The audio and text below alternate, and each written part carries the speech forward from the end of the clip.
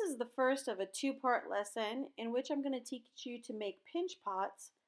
And then the second lesson, I'll show you how to make those pinch pots into bowls, cups, and sculptures. Hello from the Tumalo Art Farm. This is Frittata. She's going to help us learn about clay today.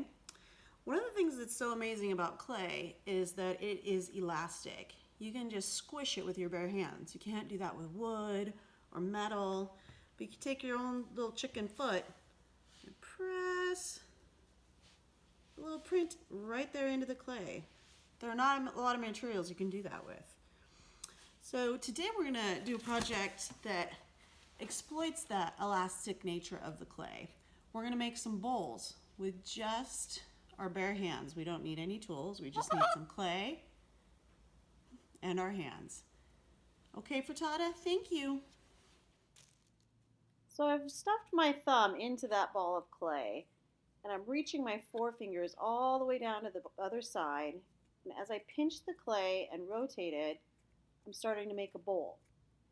Now in the beginning, I'm not going to try and make it too thin too fast, or it'll end up really lopsided. So notice I start from the bottom, and as I rotate around, I work towards the top. There's round one. Round two, I go all the way back to the bottom, pinch and rotate, pinch and rotate. If my hands get tired, I can switch them. Pinch and rotate. So this second round, I'm trying to make a thinner pot.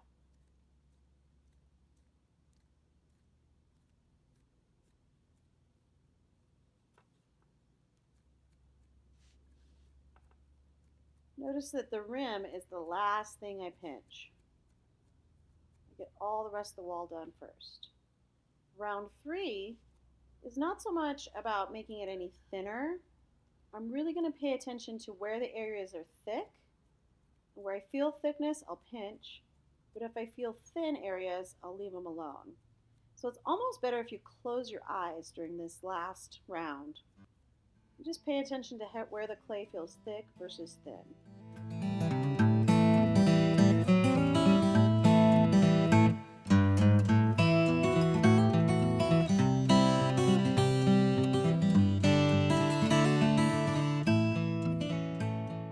So as you finish pinching, you'll notice a bunch of fingerprints in your clay. If you take a wooden spoon and use it as a paddle, that'll help to kind of press in any lumpy spots.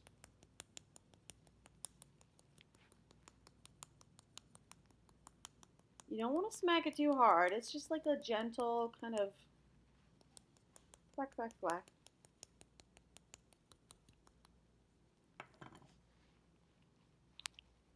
And I'm using the clay upside down because that wider base is going to provide me a lot more stability than if I turn it over on the round edge.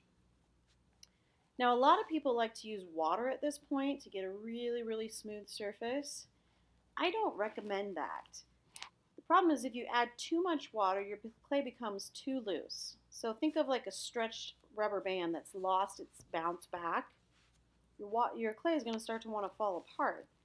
Later, when we're closer to being done, if we want to add water to help smooth things out, we can do that. Right now, we're just kind of roughly getting rid of our fingerprints, getting a reasonably smooth bowl. Okay, if you're not going to work on your pinch pots anymore today, then you want to wrap them up in a plastic bag. You can even kind of double stack them. Something nice and stretchy, not like a grocery store shopping bag. Those are too thin. Stretchy garbage bags work really great. The reason is if we let them completely dry out, we won't be able to cut into them, we won't be able to make textures, we won't be able to add new clay. Once your clay is fully dry, it's done.